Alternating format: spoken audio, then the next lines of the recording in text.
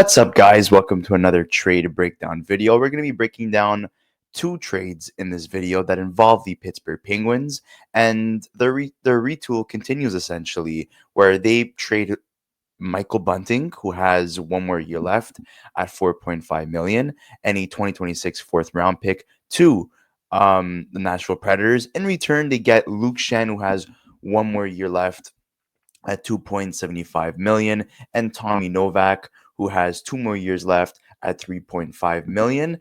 And they also make a minor move in trading David Desharnais, who they got in the Marcus Pettersson trade from the Vancouver Canucks for a fifth round pick in 2028. So obviously the Pittsburgh Penguins are not making the playoffs. Neither are the San Jose Sharks or the Nashville Predators, which makes it kind of weird in terms of what Nashville is doing here in this particular trade. So Pittsburgh adds 1.75 million a net annual cap hit. So for the remainder of the year, and Novak and Schenn are repped by the same agent, Ben Hackinson. So that obviously works out in their favor. And in terms of the Nashville Predators, um, they save 1.75 million by getting rid of those two players. So Luke Schenn is a fantastic ad for a team making the playoffs. And in this case, this is kind of weird that the Pittsburgh Penguins would make this move. And the fact that Barry Trotz makes this move with so little return for Michael Bunting, who has been bouncing around teams these last couple of years. He was playing with the Carolina Hurricanes after he signed with them after leaving Toronto, and he was part of the Jake Gensel trade, last trade deadline, and now he finds himself playing for the Nashville Predators. So just taking a look here at the player card of Luke Schenn, according to Jay Fresh. So he's a veteran depth defenseman who throws a ton of hits, which you would like to have in the playoffs. But yes, he is old. He's up there in his mid-30s. In terms of Thomas Novak, he's a versatile scoring forward who's been one of the league's sneakiest analytic darlings and efficient producers the past 3 years. Active forechecker, strong passing ability, carries the puck in transition. So I find this very strange that Thomas Novak couldn't fetch a bigger return, especially that he has term left on his contract. And yeah, he's having a down year, but with the Nashville Predators in past seasons, he's been one of their hidden gems. He's been very good all around in terms of scoring and defensively. This season, it's not really his fault. It's the team as a whole that's not producing, and that has been very underwhelming. And Barry Trotz as a GM, um, according to this little comment here, um, it looks like it's not really working out for him. He's really having a rough go at it. He hasn't had the season that he wanted. He wanted to be competitive by adding guys like Marchessault and Steven Stamkos and Brady Shea, and it looks like now he's just in sell mode and he's completely deviating from the plan just because of one horrible season. And he also traded Wedgwood to the Colorado Avalanche in exchange for a Noonan at the beginning of the year. He lets go of Dante Fabro, who goes to Columbus and has been a fantastic top pairing partner for Zach Werenski.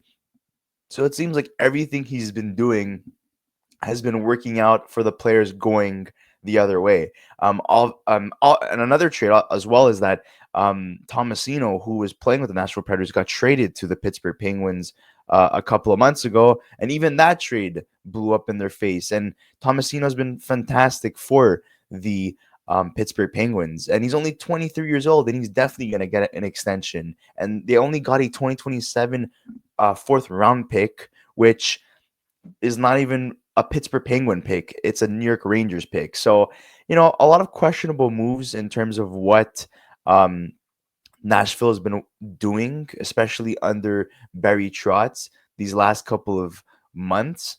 Going back all the way to the off season, I'm not really liking him as a GM. He's quickly abandoning ship and making a lot of moves that he could fetch a better return in, and he's giving up more value than what he's receiving. And I think that's really gonna bite him in the butt long term. And even Alexander Carrier as well for Justin Barron. Yeah, he gets a younger player, but Carrier is the better player, and he has term left on his contract. He's just trading players with term and getting very little in return. So let's just take a look at Thomas Novak's stats right here. Um, so he's 27 years old, drafted by the Nashville Predators in the third round, 85th overall in 2015. Last year, had a career high of 45 points in 71 games. And in his second season, he had 43 points in 51 games. So he's a 40-point player.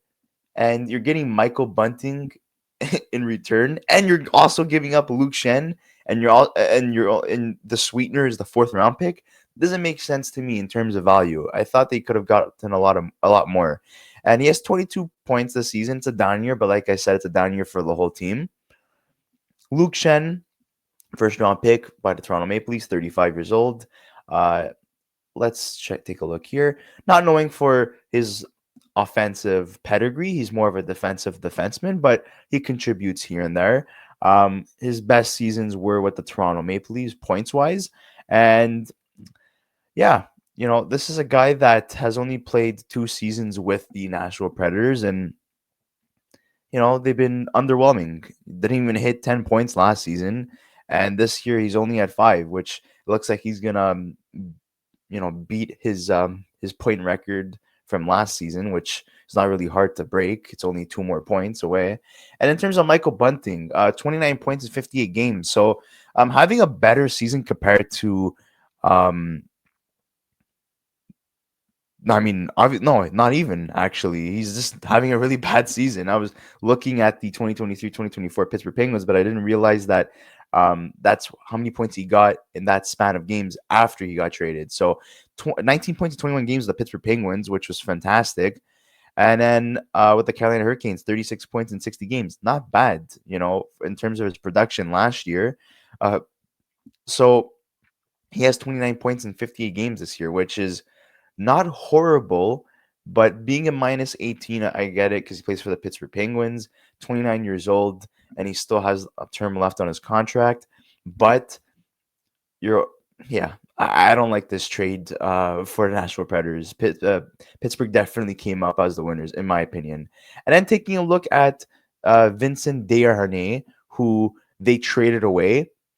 Only had 10 games. The Pittsburgh Penguins had 0 points. They get a pick in return for him, which is good business. He still has term on his contract. This was a throw in the Marcus Pettersson deal with the Vancouver Canucks. So getting an asset for him before the trade deadline is great business. They have better defensemen in their lineup already. And now that you're adding Luke Shen, even though he's older, he is a major upgrade on Vincent Desharnais, who's been having a rough go at it ever since he left the Edmonton Oilers.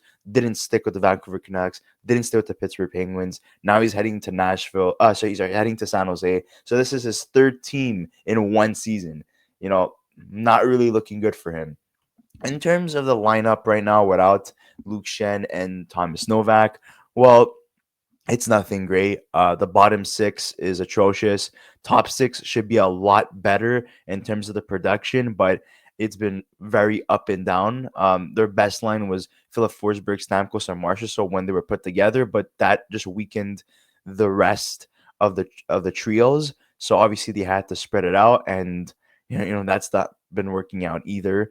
Luke Schenn was playing a top four role. Unfortunately, he's not there anymore, so their defense just takes another hit, especially that Roman Yossi is out week to week, possibly for the rest of the season. We'll see. So Brady Shea being their top defenseman is not a good look right now. And in terms of the Pittsburgh Penguins, well, where does Thomas Novak fit? Well, I think he definitely is better than Kevin Hayes, so he'll be slotting in to the third line role easily. So that's where I would put him. You could also try him on the wing, but I wouldn't really touch the top six. I think it's perfect as is. In terms of Luke Schenn, I would say he'll be playing a bottom pairing role at the moment because Ryan Shea has been fantastic with the Pittsburgh Penguins this season. Chris Letang is Chris Letang. Grizzlies having a good season offensively. Carlson is Carlson, so he stays in the top four. Um, but in terms of the bottom pairing, since you're bringing Luke Schenn, Marcus Pettersson's not there, obviously, for a couple of weeks now since being traded to Vancouver. He easily slots in that third pairing role. He would be playing penalty kill minutes, and Thomas Novak, I would see him play um, first power play over Kevin Hayes, that's for sure. Or if they take out Kevin Hayes, obviously slot in Malkin and put Thomas Novak as the center on the second power play unit.